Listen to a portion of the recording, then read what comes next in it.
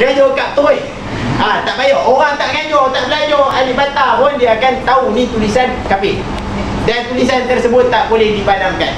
Ketika mana Dajjal muncul ini, ada seorang Islam, dia kata Dajjal dah muncul. Dia nak tunjuk berani. Umat Islam ni memang orang paling bagus di dunia. Nak kata dia memang berani lah, aku geramkan Dajjal ni. Pergi jumpa Dajjal, dia seorang. Dajjal ketika itu bangkit di kalangan tentera-tentera Israel dan Yahudi. Ingatlah Dajjal bila mana keluar, orang Israel dan orang Yahudi mengagung-agungkan dia seperti Tuhan. Lepas tu bila mana dengar berita tu, seorang pemuda dalam hadis Nabi, dia pergi jumpa. Tunjuk otai dah, aku nak jumpa mana Dajjal. Jumpa kat Dajjal tu, kena tangkap, igat. Igat tu igat. Orang Kelantan kata kena igat kan. Tentera-tentera Israel lain igat. Lepas tu Dajjal dia ambil pedang. Dia kata, hang nak beriman dengan aku tak? Aku nak beriman dengan hang pada otak hang. Dia potong dua. Potong dua ni, terbelah dua lah badan kan. Terbelah dua, siap dia boleh jalan. Nak kata memang ni dalam hadis tu kata, sehingga dia boleh jalan di antara dua badan dia putus tu. Lepas tu dia kata, okey bangun. Centung bangun balik. Uyuh, aku dah sihat balik. Lepas tu dia kata, hang nak beriman tak dengan aku? Aku takkan beriman dengan hang juga. Keras gila. Lepas tu Dajjal dah tak boleh buat apa-apa dah. Ketika itu Dajjal dah tak boleh buat apa-apa dah. Lepas tu orang ni lari balik kepada jumpa. Tak tahu macam mana dia boleh lari lepas daripada orang Israel, sebab Dajjal dah tak boleh buat apa. Dajjal dia boleh ancam, boleh bunuh seseorang, boleh buat seseorang sekali. Contohlah, dia dah pancung seorang, mampus, dia hidupkan balik. Dia tak boleh dah mampuskan sekali lagi. Faham? Faham tak ni? Dajjal dia kata dia ada mujizat kan? Antara Dajjal punya mujizat, antaranya dia datang kepada orang, nak tak kalau aku tunjukkan kamu kebesaran saya sebagai Tuhan? Contohlah, apa dia? Aku boleh datangkan mak bapak kamu yang telah meninggal beribu-ribu tahun dahulu. Mak bapak beribu-ribu tahun. Tak ada lah, faham lah kan? Lepas tu dia kata apa dah? Dia kata okey, dia kata cuba buktikan. Oh, dia panggil syaitan. Dajjal dia ada dua syaitan. Dia ada dua syaitan. Kalau dalam The Arrival tu pun ada kan, dua syaitan kan. Dia memang Dajjal dia ada sentiasa ada dua syaitan yang mengiringi, dan ada dua malaikat yang mengiringi Dajjal juga. Malaikat ni dia bukannya dia bukannya jaga, tapi kerja malaikat ni nanti nak cerita kalau ni ingat. Lepas tu yang si dua orang syaitan ni ataupun syaitan-syaitan yang lain, dia pergi menyerupai mak bapak orang ni. Lepas tu dia kata, "Oi, jomlah ikut aku," dia kata. Bapak memang best lah duduk dia ni memang Tuhan betul. Dia cakap kan anak dia, udah mak bapak kita cakap macam nak percaya dah. Itulah namanya zaman pindah. Dan itulah namanya zaman pindah. Diorang malaikat ni pula, Dajjal pergi jumpa dengan seorang ulama. Contoh kata Syekh mana lah, Syekh Azhar setuakan datang kan. Dajjal kata, hang nak beriman tak yang aku ni Tuhan? Lepas tu Syekh ni kata, Syekh tak kata apa lagi. Syekh ni dia nampak malaikat duduk sebelah ni. Tahu tak? Dia nampak malaikat yang tadi tu, malaikat bukan syaitan. Malaikat kata, hang penipu, dia kata. Malaikat kata kat Dajjal tu, "Hoi, mangkuk, hang penipu," dia kata. Lepas tu yang si ulama ni, dia nampak malaikat, dia kata, hang betul. Nampak tak? Orang yang lain, dia tak nampak malaikat ni. Jadi orang yang kata, "Hei, Syekh Azhar kata Dajjal ni betul." Nampak? Faham tak ni? Nampak? Cerita Dajjal ni putar belik. Tu namanya zaman pindah. Itulah pasal apa anak kata hari ni jangan sedap-sedap kata Dr. Yusuf Qaradawi suruh kita bergabung dengan orang Yahudi. Dia lebih tahu. Kita jangan pandai-pandai mengatakan bila mana nampak Dr. Ahmad Taib pergi salam dengan Baba Shonada. Tahu Baba Shonada tu siapa? Tu paderi nombor 1 kat negara Mesir ni. Jangan kita pergi tahu yang bukan-bukan. Sebenarnya ada lah tu. Syekh Dr. Yusuf, Dr. Ahmad Taib lebih tahu daripada kita. Jangan main-main tu nak kata zaman pindah habis cerita kan.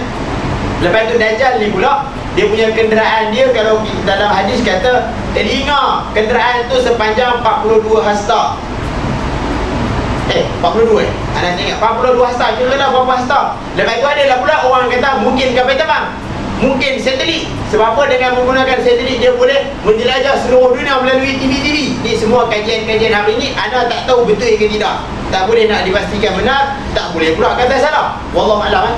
Ada yang kata guna apa Pluto UFO punya tu kenderaan. Tapi ulama, ada sebahagian ulama dia rot balik. Dia kata apa? Dalam hadis mengatakan bahawa Dajjal dia pergi dari darat ke darat. Nak kata Dajjal ni memang berjalan, memang duduk atas darat.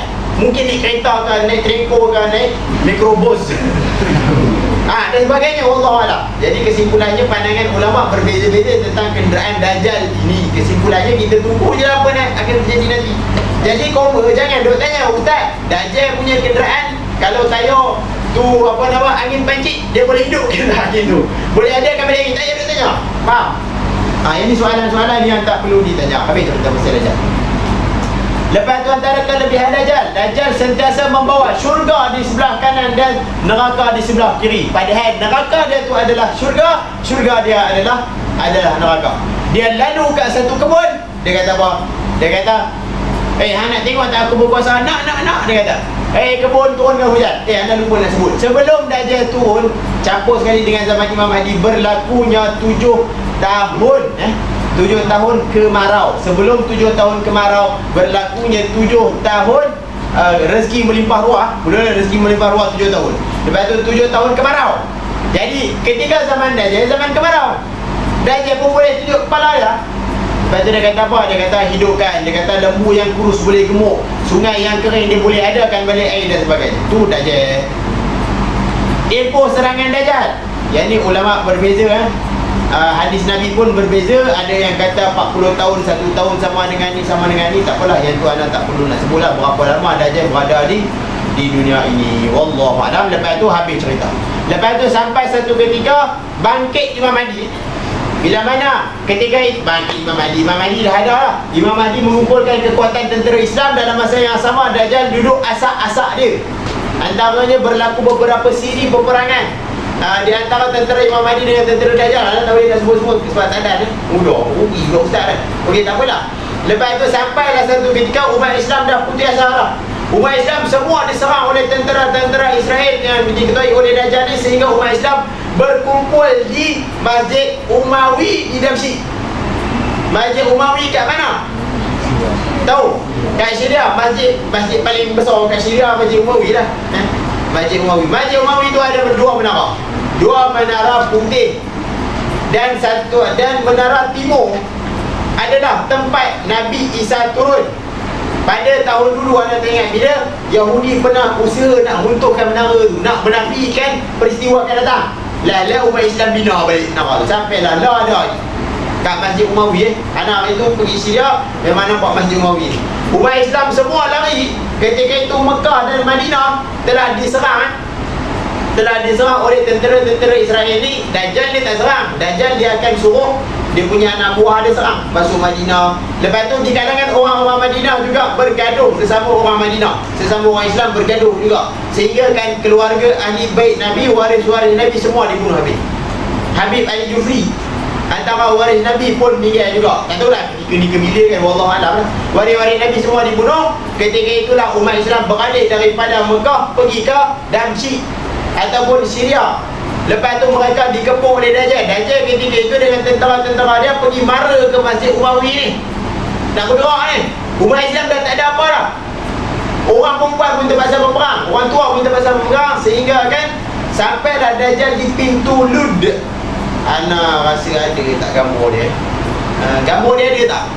Tengoklah nanti bila-bila kamu tengok blog Ana sekali, nanti Ana akan siarkan dalam blog lah. Senang sikit. Okey, pintu Lud ni 17 hasta daripada Masjid Umawi. Memang nampak pintu Lud ni dia macam gerbang gitu je. Ana tanya orang Mesir, ni pintu Lud ke? Orang Mesir, orang Syria, dia kata pintu Lud tu apa? Tak tahu, buat malu. Ana dah cari mana pintu Lud yang disebutkan dalam hadis. Ana tanya orang Syria, tak tahu, dia kata. Pelik betul, orang Syria pun tak tahu. Pintu Lud ni tinggi tinggi lah. Dia macam gerbang daripada batu-batu lama yang disusun.